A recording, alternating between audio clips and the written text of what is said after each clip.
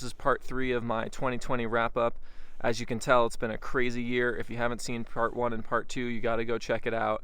I was gonna go film a documentary building dome houses in Mexico. When that got canceled, I ended up living in San Francisco for 5 months and building an insane art project that I never imagined was possible. And then in this video, I'm gonna tell you about how I ended up building an off-grid cabin in the mountains of New Mexico. This is my 2020 wrap-up.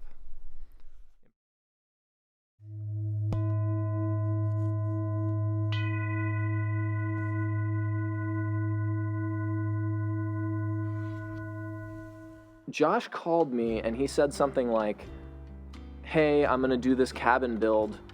It's gonna be for a month. You seem like someone who'd be interested in it. You know, I think we have a lot in common and I'd like to work with you. And I was like flattered, you know, great. I would love to do that, but I'm working a job. I talked to my partner about it and she was like, are you kidding me? Someone wants to build an insane 40-minute quad ride up a mountain with a view, you know, off-grid cabin, timber frame style, and you're saying no? And I was like, yeah, I'm working a job and this is where I live now. And that's when I realized that I needed to consider what I was holding on to by staying within my comfort zone. This is about the part in the story where I started to really, you know, focus on the purpose of what I did and why I do it. I had to then come back to him and say, hey, I also think that this would be a great partnership. I do think that we have a lot in common and I'd love to do this. But my hesitancy to do it is because I'm working a job and because of all these comforts and all this stuff. But I'll tell you what, I've had offers like this in the past. Sometimes these things don't happen. When you're a traveling, radical, off-grid builder, there's lots and lots of people who have big ideas and they don't always pull through. So I said, Josh, if I quit my job to come build this cabin, you have to promise me it's gonna happen. And he said, it's gonna happen whether you're there or not. So now I had to think, okay, now I'm just deciding not to be a part of this experience. I'm deciding not to help. I'm deciding not to participate. I'm deciding not to collaborate. And once I realized I was deciding not to collaborate, I was deciding not to participate, I was deciding not to help someone who wanted my help, doing something I'm passionate about, obviously the answer became clear. That is just another one of these, you know, literally totally unexpected. I mean, I never even anticipated. It's not even a style that, you know, I'm necessarily particularly interested in, but I'm down to learn. I'm always down to learn. So he's sending me videos and we're starting to, you know, talk about how we're going to do this, and we, you know, line it up, and I even was able to line it up so that my father was able to come from New York, and, you know, obviously we were talking about, you know, taking COVID tests and making sure that, you know, everyone who was involved, it was going to be a very small crew, you know, we were going to keep it safe, we were going to have our little bubble, we were going to do it all, you know, to the T. You know, I'm not telling you that I was thinking, oh, well, it's just free for all now, like travel wherever you want. Like, no, I was hesitant. We were taking the precautions.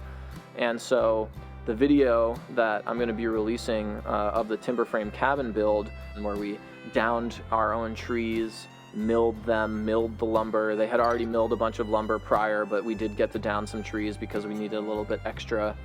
And then we actually used, you know, some really traditional timber frame techniques to join the post and beams together, which is like really cool.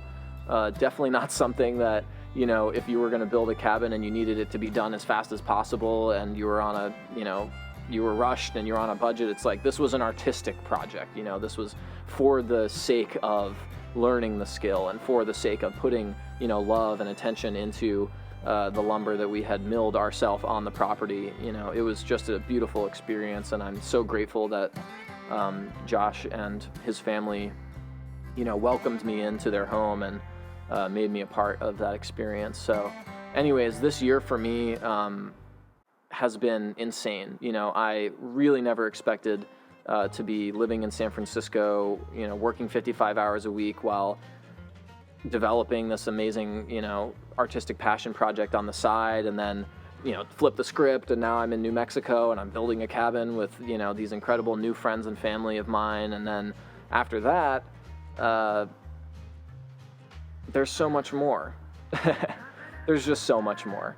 You know, I met so many incredible people on this journey that I'm talking about, where, you know, one thing led to the next, and I was able to travel to Colorado and be, you know, amongst fellow Earth shippers and meet up with old friends who, you know, 8 years prior I had been a part of their wedding and been a part of the proposal dinner when I was at the academy, at the Earthship Academy. So my friend Tom and Deborah had moved to Crestone and been building their Earthship there, and so it was just one thing, you know, leading to the next, and it was just incredible, really amazing, beautiful experience. And all the while, you know, with the personal problems and distanced from my family and all these things, crazy thing after crazy thing. You have the biggest wildfire in Colorado history. You've got protests, you've got riots, you've got, you know, a sketchy political landscape. You know, the fact that I don't know when I'm going to see my partner again because we've been separated the whole year. I mean, anyways, to wrap it up,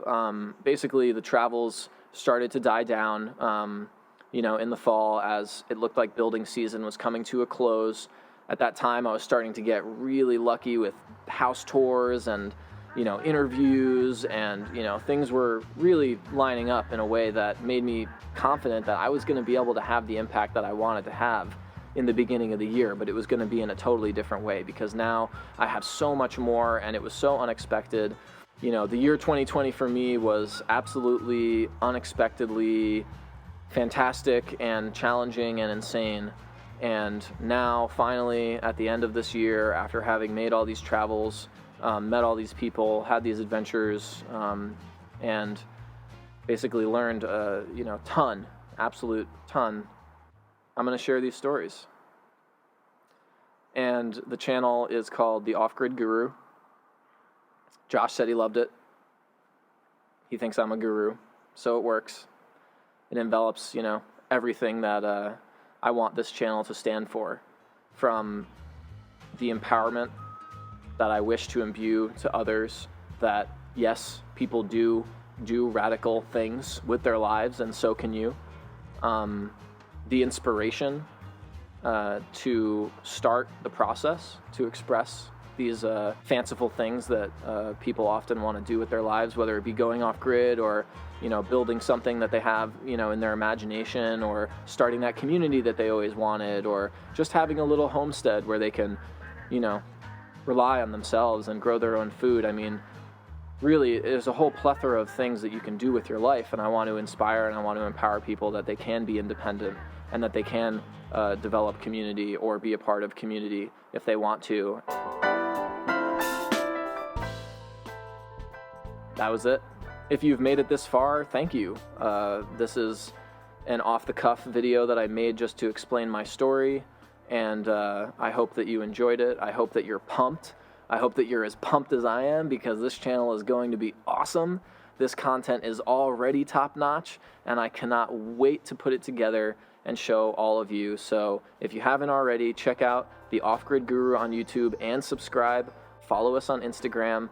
Stay tuned. There is literally hundreds of hours of content, do-it-yourself videos, the documentation of all of those stories that I just gave you a little thumbnail of. I talk about aircrete. I talk about earthships. I talk about geodesic domes. I talk about bottle brick walls. I talk about dome houses. We got fairy houses. We got timber frame cabins. We got all sorts of stuff. Most of all, there's, you know, lots of footage of people's cute dogs. Whenever I interview someone, I try to, you know, obviously interview their dog, because that's the most important person in the room.